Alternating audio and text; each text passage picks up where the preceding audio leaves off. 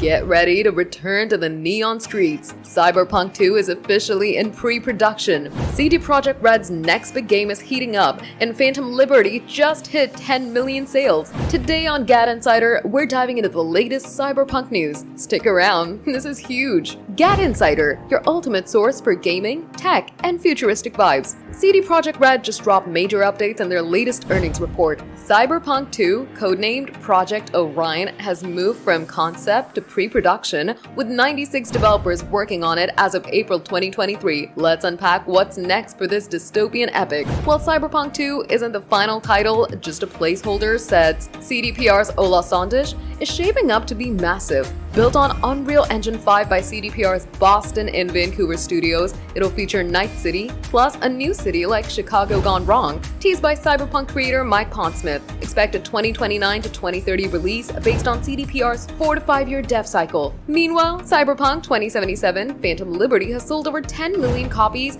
and the Ultimate Edition hits Nintendo Switch 2 on June 5, 2025. With The Witcher 3 also crossing 60 million sales, CDPR's on fire. Expos are buzzing. Fans are hyped for Cyberpunk 2's new city and realistic crowds, but some worry it could be too ambitious. After 2077's rocky launch, CDPR is taking their time to nail this one. With pre-production underway, Cyberpunk 2 promises to push this franchise to new heights. Get ready for a wild ride in the Cyberpunk universe. GadInsider fam, what's got you hyped for Cyberpunk 2? The new city or Night City's return? Drop it in the comments, hit that subscribe button, and ring the bell to stay locked into GadInsider.